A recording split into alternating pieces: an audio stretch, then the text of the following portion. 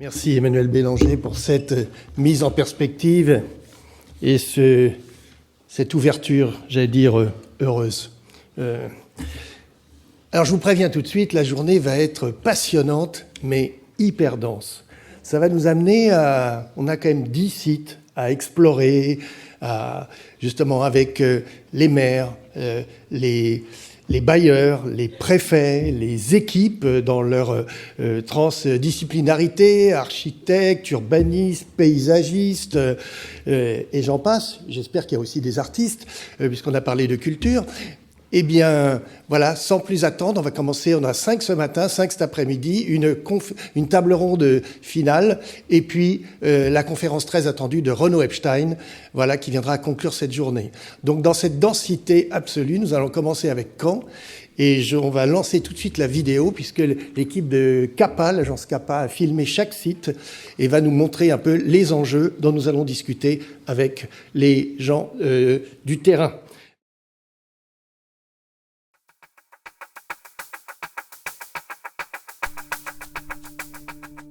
Caen est la capitale du Calvados. Nous sommes dans une ville qui a gagné des habitants depuis 3 ans, avec des perspectives donc, de 300 000 habitants au niveau de la communauté urbaine de Caen-la-Mer.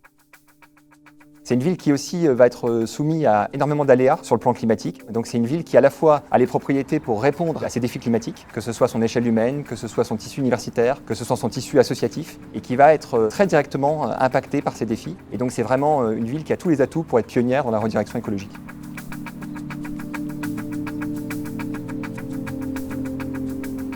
Le quartier de la Grâce de Dieu est un quartier qui s'est développé après la Seconde Guerre mondiale. C'est un quartier qui est extrêmement divers à la fois dans sa composition de population et dans ses typologies de logement. Ça fait partie des quartiers notamment populaires qui ont une âme, avec des personnes qui sont venues y habiter dès la construction, qui y sont restées, pour souvent avec notamment les enfants qui ont aménagé aussi ici.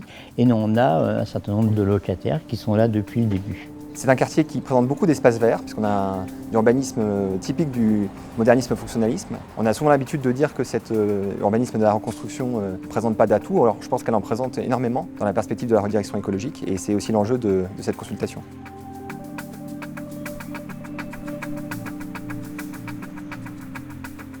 Le Langevin, il date de 1963. Il répondait à l'époque complètement aux besoins de la population. Des grandes familles, des grands logements. Dans la rénovation du quartier, le Langevin n'a pas été pris en compte, disons, dans le périmètre de la rénovation urbaine.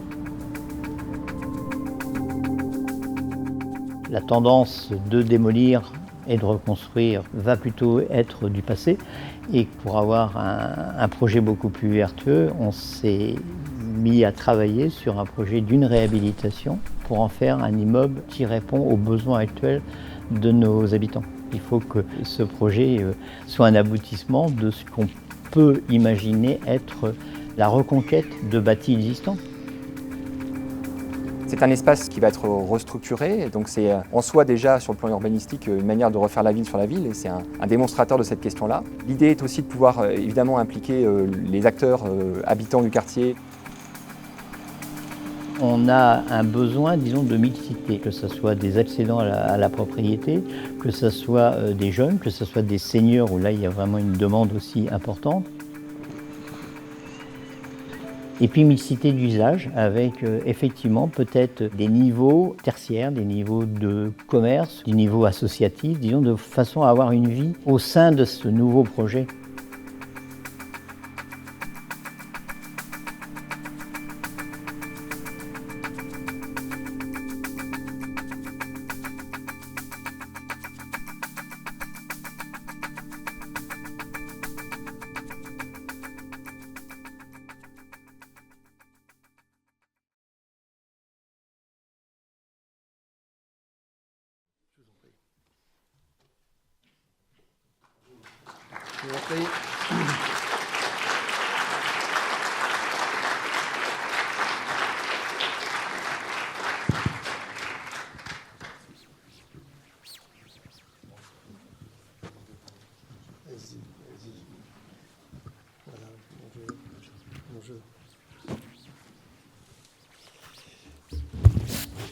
Bien.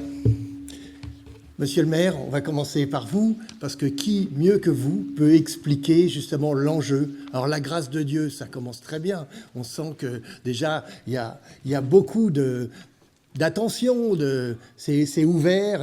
Et puis la thématique de la barre qui justement, j'allais dire sur le plan typologique, fait beaucoup fuir les gens, j'allais dire dans les imaginaires. J'ai bien aimé quand Bélanger parle de déconstruire certaines idées, et bien précisément la barre, la transformer. Voilà, expliquez-nous. Très bien. Ça marche? C'est bon? Vous m'entendez? Très bien, merci. Bonjour à toutes et tous. Effectivement, nous d'abord, on est heureux d'être là à la fois avec mes collègues, monsieur le préfet, merci, et puis également le président de la communauté urbaine de Caen-la-Mer et mon collègue en charge justement de ce quartier. Alors que quand madame la ministre est venue il y a quelques semaines pour voir ce projet, elle a dit que ça démarrait bien parce que c'est vrai que la grâce de Dieu a un nom très particulier.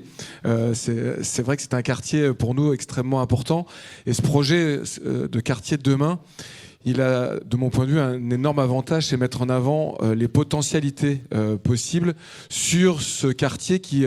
alors moi, j'aime pas dire, justement, j'ai beaucoup entendu dire quartier périphérique, etc. C'est un des quartiers de Caen, comme les autres quartiers, et qui regorge de potentialités.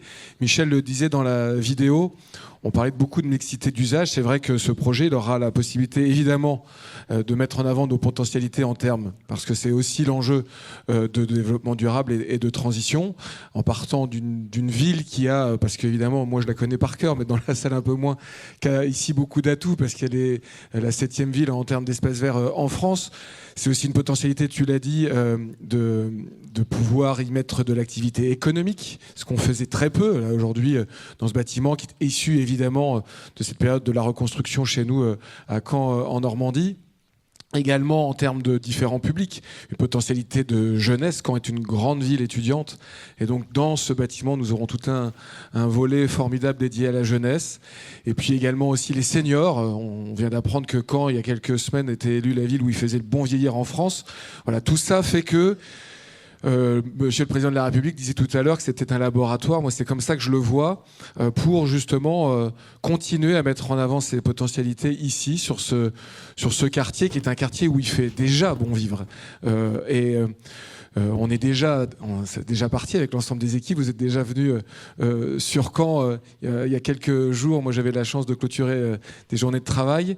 Moi, ce qui me réjouit surtout, c'est que c'est pas simplement un projet qui permet justement d'être innovant.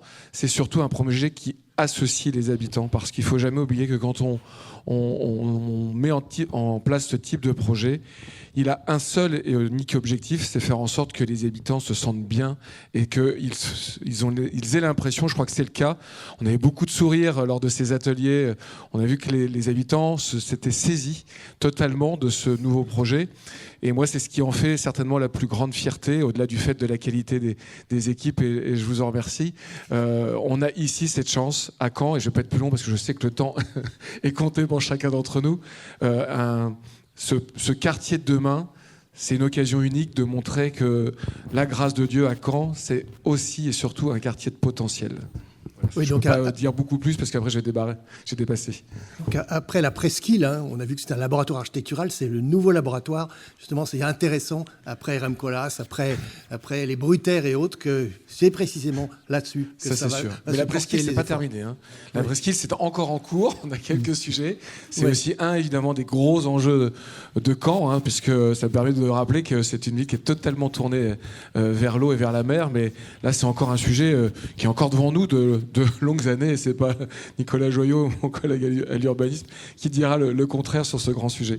Non, puis c'est intéressant, c'est que vous allez fêter votre millénaire cette année, et que justement, ça fait partie justement des panoplies, des événements architectural, urbain, social. Là, il y a beaucoup de symbolique.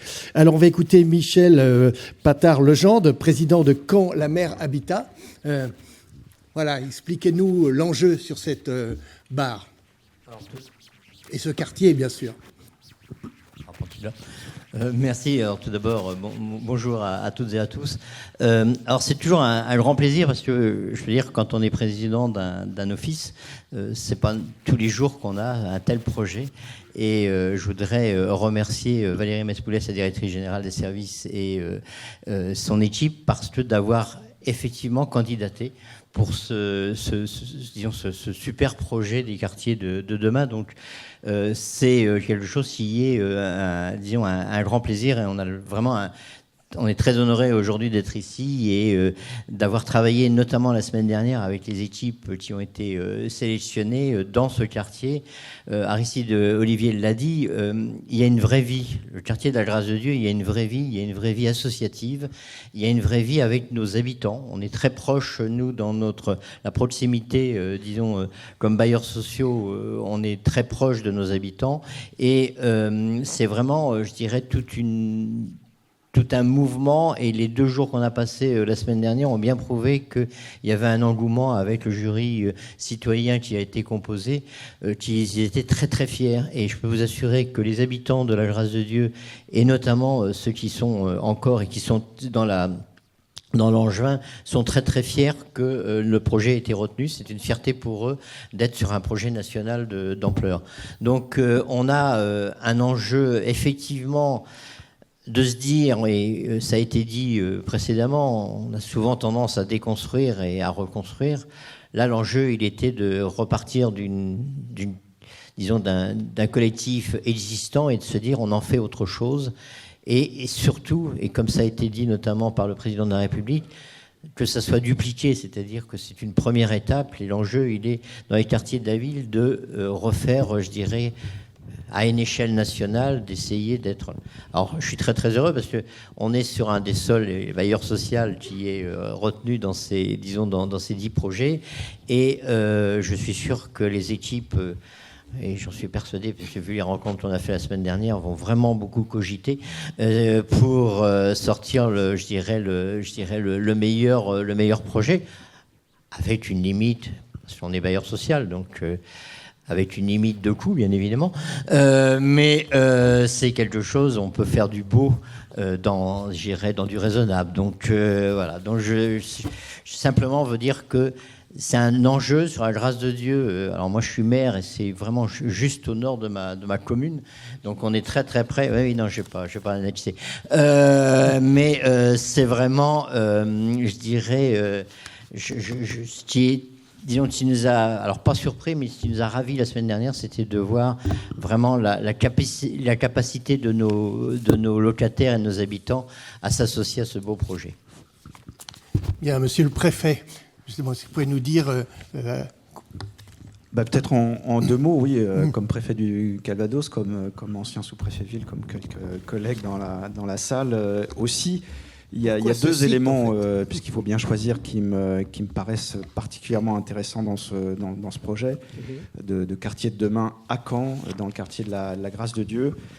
Une première idée à laquelle je pense qu'on est tous très attachés, c'est que c'est un projet qui est respectueux, qui se veut respectueux de l'histoire du quartier. On a commencé par dire ce quartier, il a été conçu en 57, la barre Langevin, elle est sortie de terre en 63, donc c'est un quartier de l'exode rural, mais aussi de l'accueil des Pieds Noirs après 62. Donc c'est un élément important de l'histoire de Caen et du Calvados. C'est un quartier qui s'est reconstruit dès les années 80. Donc bon, il y a une geste ambitieuse dans les années 60, mais une réflexion et des premières réhabilitations dès les années 80, et puis une rénovation urbaine profonde depuis le milieu des années 2000 sur une dizaine d'années, avec l'accompagnement de l'ANRU, mais aussi un travail important de ce qu'était à l'époque la communauté d'agglo, avec le désenclavement du quartier, avec l'arrivée du tram, et des démolitions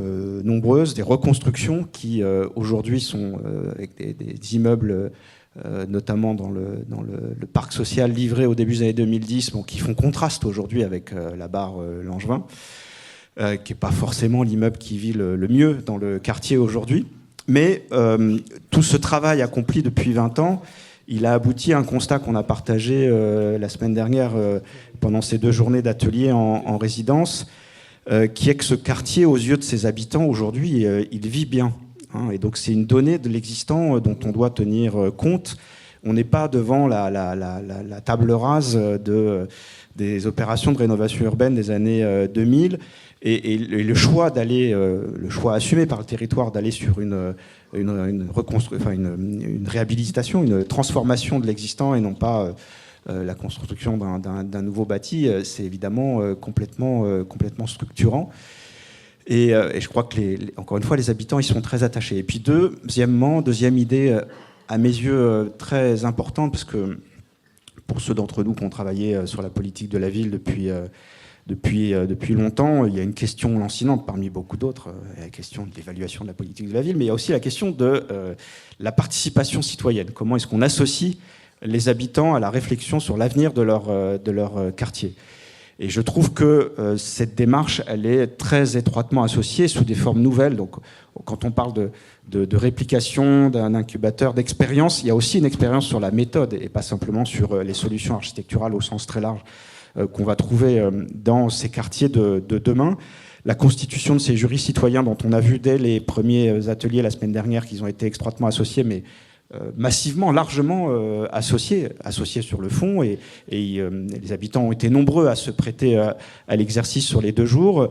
Les 8 mois qu'a dessiné le président de la République dans son propos introductif tout à l'heure, ils sont scandés justement par des réunions, des consultations régulières avec ces jurys citoyens, les résidences la semaine dernière, la manufacture des projets qui permettra d'élaborer progressivement des scénarios jusqu'en octobre, et puis jusqu'au choix de ces scénarios avec l'horizon de novembre. Et je pense que ça aussi, c'est un élément essentiel, en tout cas sur le territoire, auquel on est tous très attachés dans cette nouvelle méthode que doit permettre aussi d'expérimenter les quartiers de demain.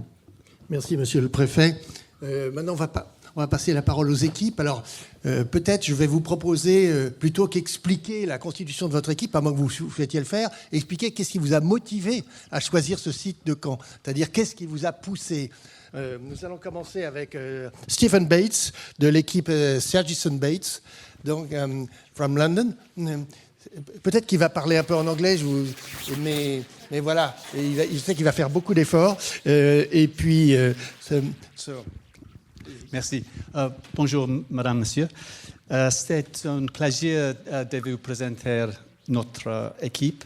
Nous sommes Sergison Bates, architectes de Bruxelles et de Londres, et nos amis Atelier Hart Berthelot de Lille. Si ça va, je présenterai nos motivations en anglais. Okay? No problem. Okay, so motivations. Well, housing is a focus of our work, and we're committed to exploring new housing models that reflect the current trends in household structures, in patterns of use and ownership.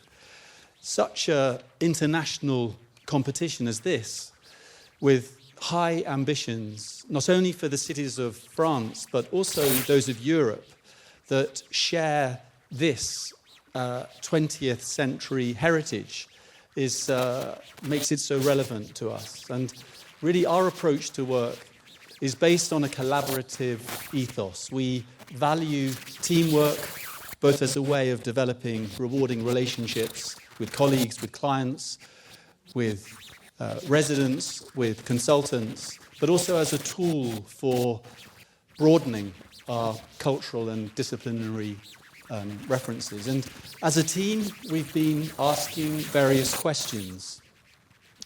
How can we bring the unheard voices to the table? And how can we foster a sense of agency over decision-making and ownership? The housing estates of the 60s and 70s represent one of the most significant shifts in the history of urbanism in Europe. How can we address the prejudice on them and reframe them as a treasure worth rediscovering? And to build responsibly towards circularity, waste limitation, grey energy, carbon emission reduction is an imperative for us all. how can we demonstrate best practice, un cas d'école, through a set of strategies applied not just at Caen, but also on other reflected sites? How can we be resolutely optimistic? Thank you. Voilà. Thank you so much, for an optimistic message. And on enchaîne avec l'équipe Lean. Voilà, l'équipe Lean. Voilà, dans votre micro, comme vous voulez.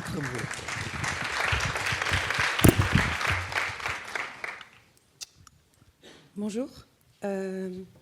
Donc on peut lire l'ADN de notre agence dans l'acronyme de notre nom, Lean, Laboratoire d'architecture intégrative. Un laboratoire, c'est un lieu d'innovation. Intégrative, c'est le lieu de l'interdisciplinarité. Ceux-ci sont les piliers de notre pratique urbaine et architecturale. La semaine dernière, nous avons pu faire l'expérience d'un voyage depuis Berlin jusqu'à Caen. Et dans le cadre d'une résidence, nous avons pu observer une certaine déconnexion entre l'objet qui est l'immeuble angevin et la carte mentale que s'en font les habitants et les différents acteurs de la ville. Nous voyons dans le quartier de la Garce de Dieu une opportunité d'innover et un défi à relever. Ce défi passe à travers renouveler une urbanité, une nouvelle urbanité. En France, il existe une grande tradition de l'urbanisme. Et ici, il faut qu'on cherche un nouveau récit pour ces lieux qui ont une autre physionomie. Une urbanité mouvante. Cette urbanité mouvante se traduit par une gradation de la pratique de la ville entre le centre-ville traditionnel à ces nouveaux quartiers de demain. Il faut encourager et accompagner les usages formels, informels, existants et nouveaux. C'est une opportunité de chercher et de révéler le beau. Ce challenge aussi se lie à travers une densité plurielle. Cette densité plurielle, c'est une densification sur la question de la diversité. Cette diversité se lie à travers des espaces paysagers, des équipements, des typologies, mais surtout à travers ses habitants. Donc, on a une question aussi de la réplicabilité. Et cette réplicabilité, elle est présente dans cet héritage de cette architecture d'après-guerre. Elle vient s'inscrire dans cette pluralité qui met en évidence le paradoxe de la sérialité et de la singularité, où un équilibre juste doit être trouvé. Aujourd'hui, en tant qu'architectes, nous avons de nombreux défis à relever, et c'est celui de repenser comment nous devons construire et de construire durable. Cette durabilité, comme nos amis anglophones aiment l'appeler sustainability, pour nous résonne avec le concept de rémanence. La rémanence, c'est quelque chose du passé qui subsiste dans un temps du présent. Aujourd'hui, l'habitant, c'est l'acteur central de cette rémanence. Et il doit écrire cette nouvelle histoire, cette nouvelle façon d'habiter, que ce soit de la ville au chez-soi. L'architecture, c'est une matière grise. Mais cette matière grise aussi, elle est dans une transition de l'énergie culturelle. Cette énergie culturelle, elle se lie à travers les traces du vécu, qui est transportée par l'immeuble et les murs. Elle nous aide à comprendre cette urbanité alternative. Et aujourd'hui, il faut construire le quart du quartier de demain au travers du bien commun. C'est une partie de notre histoire non à effacer, mais à continuer à écrire. Et se pose ainsi un certain nombre de questions. Où se trouve l'héritage du patrimoine contemporain d'une architecture du quotidien? Comment la traiter? Comment la mettre en valeur? Tout en répondant aux nouveaux enjeux climatiques. Ainsi, il nous semble important de reconnecter les types de matières physiques et métaphysiques et pour nommer Henri Lefebvre, reconnecter l'espace vécu, l'espace conçu et l'espace perçu. Merci Manon.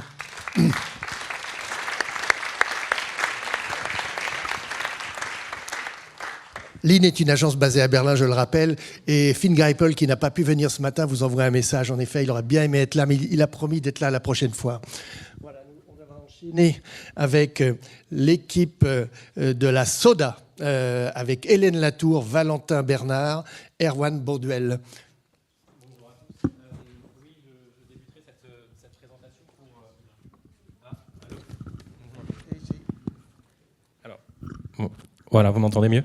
Oui, bonjour à tous. Pourquoi Caen? Pourquoi notre association?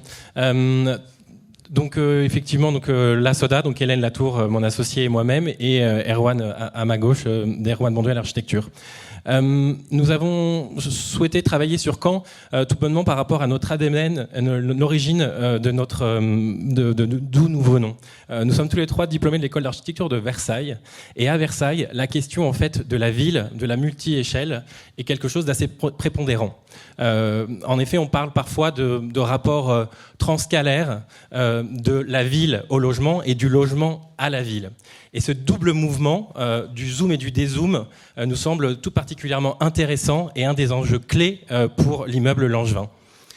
La deuxième approche en fait de notre équipe et l'interrogation que nous aurons effectivement sur l'immeuble Langevin vient dans la question du déjà là. Et notre équipe est extrêmement complémentaire dans cette question.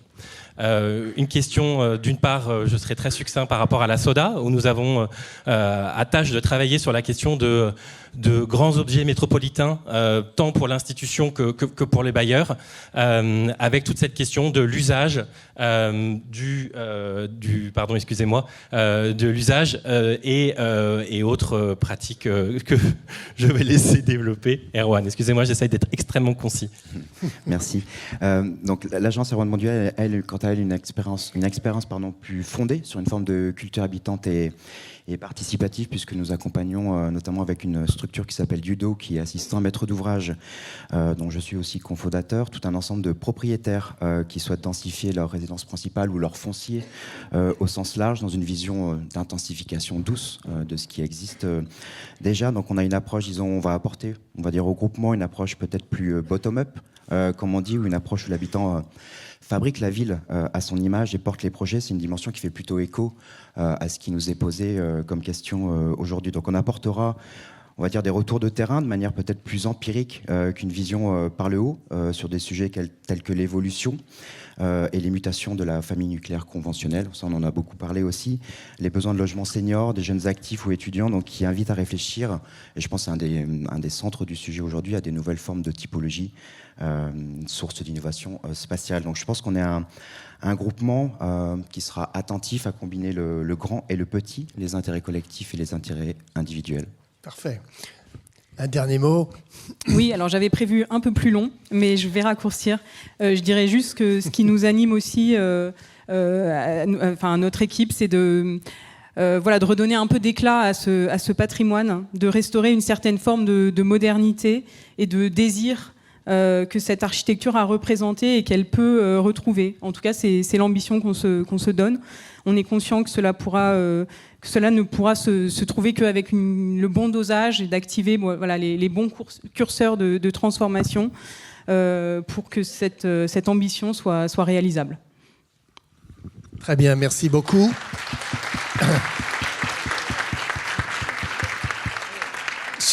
Surtout, restez groupés. Il y aura une photo qui va être faite derrière. Surtout, restez ensemble si vous voulez bien. Voilà, parce que pendant plusieurs mois, vous allez rester ensemble. Donc, ça va être une très bonne manière de le faire. On va enchaîner avec, si vous voulez bien.